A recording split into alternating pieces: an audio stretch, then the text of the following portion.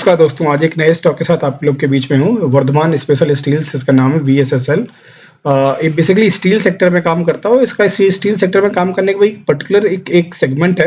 Mostly जो है ये जो इसकी लाइक ऑटोमोबाइल कंपनीज हैं उनको एक बहुत हैवीली उनका ये क्लाइंट है उनके, लाइक बड़ी-बड़ी companies from Toyota to Maruti, like Bajaj, Renault, Hero, Bosch, Mahindra, General Motors, बड़े-बड़े ब्रांड हुंडई, सारे जो है मोस्ट ऑफ द जो स्टील जो भी इनके कारों में यूज होता है उसका मेजर मैन्युफैक्चरर जो है वो वीएसएल यानी वर्धमान स्पेशल स्टील्स लिमिटेड ही है। यानी एक बड़ा इसके पास अपना एक खुद का एक पूरा एक सप्लाई चेन है जिसके कस्टमर्स हैं, बहुत पुराने से ये चल रहा है। यदि इसकी थोड़ी सी फंडामेंटल एनालिसिस हम करने का प्रयास करें तो हम ये पाएंगे। यदि हम फाइनेंशियल्स पे चलते हैं, इसके एक मिनट फाइनेंशियल पे चलते हैं। फाइनेंशियल पे आप देखिए, वो दिख रहा होगा आपको कि एक कंपनी काफी तेजी से ग्रो कर रही है। यदि आप 14 पे देखें तो 579 समथिंग का था, आज वो लगभग 3 से 4 गुना पिछले 7-8 सालों में ग्रो करके 1600 करोड़ रुपए का 1600 हो चुका है। अराउंड जब क्लोज करेगा 1800 के आसपास क्लोज करेगा इस फाइनेंशियल ईयर का, जब डेटा आएगा लास्ट क्वार्टर का।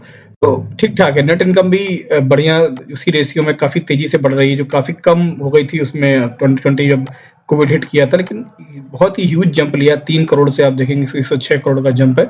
काफी अच्छा कर रही है कंपनी, काफी अच्छे कस्टमर्स, इसकी लाइन बहुत अच्छी है। और इसके इनके जो ऑर्डर्स हैं वो काफी बड़े बड़े ऑर्डर्स इनके पास हैं। लगभग अगले, मैं बोलूंगा कि पूरे ईयर का इनके पास ऑलरेडी ये पैक्ड है। इनके पास कोई ऑर्डर ऐसा बचा नहीं है, कोई टाइम ऐसा बचा नहीं है इसके लिए इनके पास ऑर्डर ना हो। इवन नेक्स्ट ईयर के भी ऑर्डर इन्होंने लेने स्टार्ट कर दिए। तो ये काफी बड़ी लाइन है इनके पास, लाइक एक फाइनेंशियल फ्लो के लिए। तो इनका काफी एक तरह से ये देखिए, मैंने ऑलरेडी ये काइट पे लोड करके रखा हुआ है वीएसएसएल वर्धमान स्पेशल स्टील्स को। अब मैं थोड़ा सा मैंने जूम इन किया हुआ है आप लोगों को दिखाने के लिए। देखिए, कोई भी जब बड़ा करेक्शन होता है ना तो एक बड़े ट्रेंड के बाद होता है। एक बड़ा ट्रेंड था, यहाँ से स्टार्ट हुआ। देखिए, ये एक करेक्शन था तो एक ट्रेंड आया। अब ये ट्रेंड आ गया है तो एक करेक्शन भी आएगा। ये इसी तरह से चीजें साइकिल चलती है। तो एक ट्रेंड आया था, अब वो करेक्शन चल रहा है। अब मैं थोड़ा सा इसको सही पोजीशन पे लाता हूँ, आप लोगों को मैंने दिखा दिया। तो अब देखिए हो क्या रहा है एक्चुअली। ये जो एक टॉप है इसका, ये टॉप में मैं एक लाइन खींच देता हूँ, हॉरिजॉन्टल लाइन मैंने खींच दिया। और ये जो इसका टाइम था, ये तकरीबन अगस्त 21 से स्टार्ट हुआ है। एक मिनट, अगस्त 21, देखिए अगस्त 21 ही दिख रहा होगा ना आपको। अगस्त 21 से स्टार्ट हुआ है और आज ये चल रहा है दिसंबर 22, यानी तकरीबन 1.5 साल तो ये चल गया है।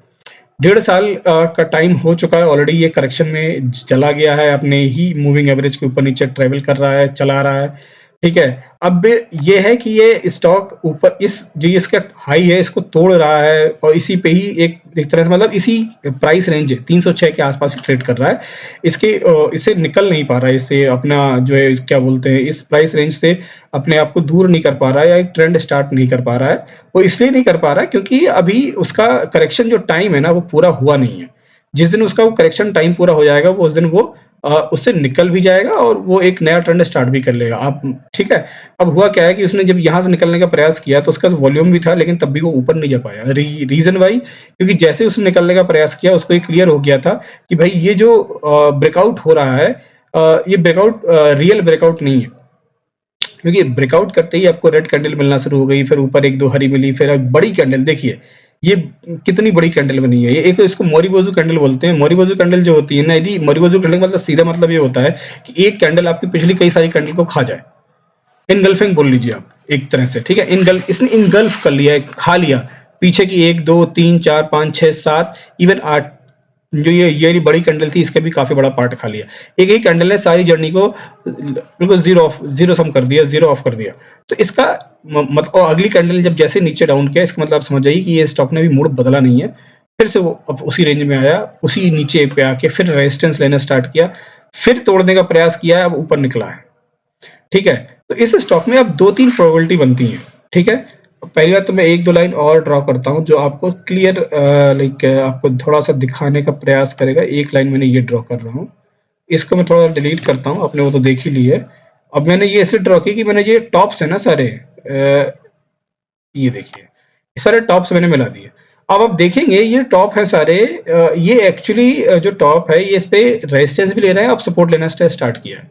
तो ये इस प्राइस रेंज को टेस्ट करके ऊपर जर्नी स्टार्ट करने के मूड में है और ये लाइक फेयर इनफ है, ये करेगा भी। आप ध्यान से यदि देखें तो ये एरिया यहाँ से लाइक एक मेरी ये कहाँ गया वर्टिकल लाइन, यहाँ पे यदि मैं यहाँ पे इस पे एक लाइन खींच देता हूँ और इसको मैं थोड़ा थिक कर देता हूँ, कलर को उठा के मैं रेड कर दूं, तो आप लोगों को क्या दिख रहा है, ये लाइन मैंने लाई, ये ट्रायंगल बन गया, बना sir.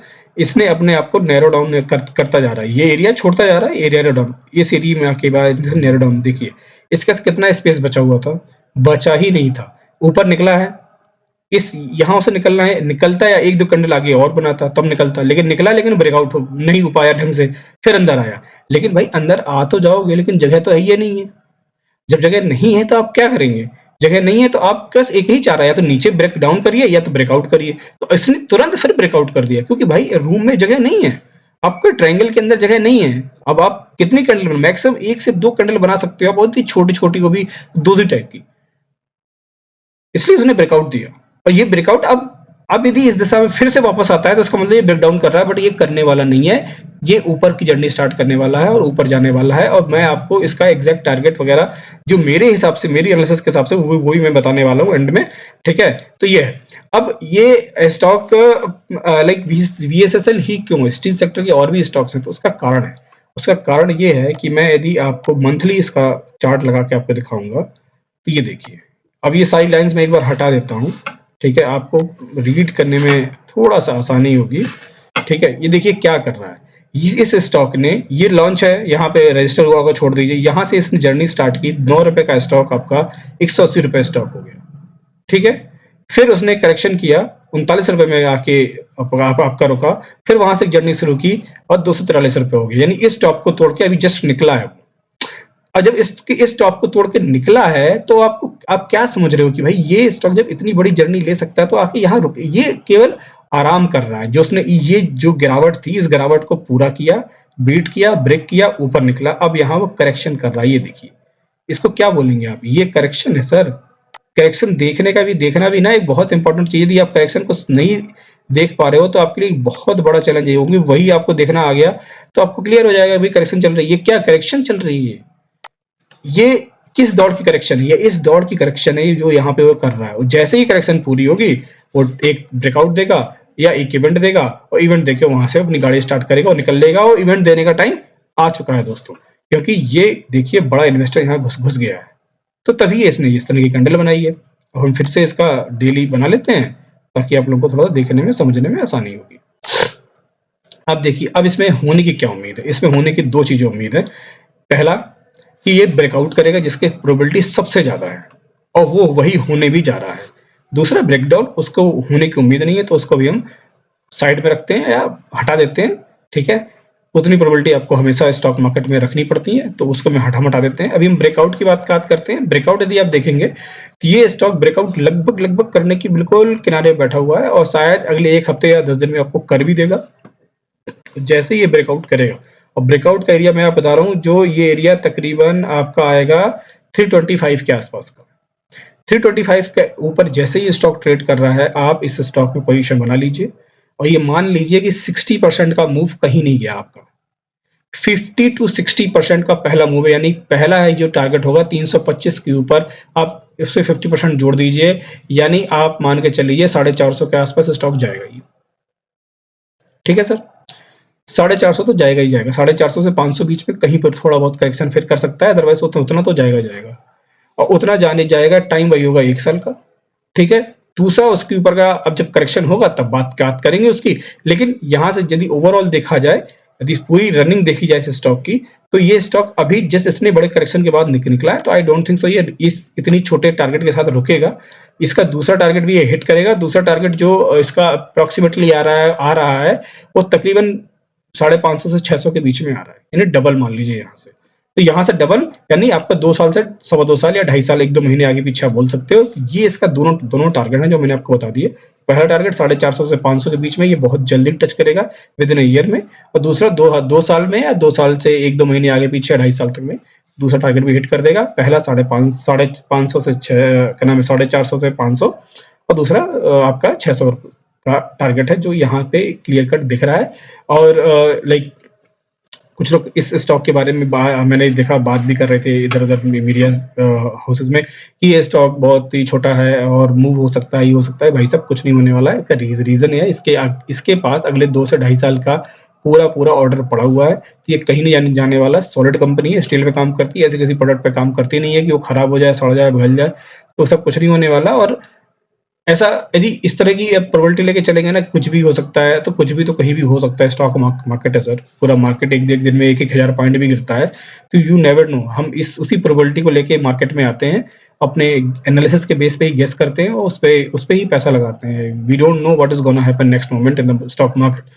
We believe in our analysis, and based on our analysis we assume something, okay, this direction will go or this direction will not go based on all those points and all. तो हम ये prediction नहीं करते हैं, हम अपनी analysis करते हैं, चाहे वो मैं हूँ, चाहे आप हो या जो भी बड़े लोग हैं, ठीक है। तो हम तो सब तो सीख ही रहे हैं, जो बड़े प्लेयर्स हैं उन्हीं से मैंने सीखा है, उन्हीं के वीडियोस वगैरह देख के, तो वो मैं आप लोगों को सिखाने का प्रयास करता हूँ, ठीक है। तो ये था, इस स्टॉक की काफ़ी चर्चा थी, तो मुझे लगा आप लोगों को बताना चाहिए, तो ये मैंने आप लोगों को शेयर कर दिया। आप लोग इसका इवेंट का वेट करिए, event is about to happen. जैसे ही 325 के ऊपर ट्रेड करेगा, आप मान के चल लीजिए कि आपका पहला दूसरा टारगेट जो मैंने बताया है, वो हिट करने वाले हैं, ठीक है। साथ में डिस्क्लेमर, ये पूरी जानकारी केवल और केवल आपके नॉलेज पर्सपेक्टिव में है, आपके किसी भी तरह की रिकमेंडेशंस नहीं है। आप इसे सीखिए, समझिए और अपने एनालिसिस के हिसाब से फेयर ट्रेड लीजिए। इस तरह की इंटरेस्टिंग फाइनेंशियल अपडेट्स के लिए, स्टॉक के अपडेट्स के लिए, म्यूचुअल फंड के अपडेट्स के लिए आप मेरे ट्विटर हैंडल फिनवेस्टिंग AK को भी फॉलो कर सकते हैं। मैं इस पे भी कुछ डालता रहता हूँ, ठीक है। और इसी तरह से मेरा फेसबुक पेज भी है, फिनवेस्टिंग AK के नाम से। फोटो आप लोग देख रहे हैं, ये सेम मेरे चैनल पे भी है, ट्विटर हैंडल पे भी है और फेसबुक पे भी। इसको भी आप लोग फॉलो कर सकते हैं, इसको भी ट्रैक कर सकते हैं। ये आप लोगों की काफ़ी मदद करेगी चीज़ों को अपडेट जल्दी आप तक। वीडियो को अंत तक देखने के लिए आपका बहुत-बहुत धन्यवाद। वीडियो अच्छा लगा हो तो इसको लाइक और शेयर करें और चैनल को सब्सक्राइब करें। Thank you.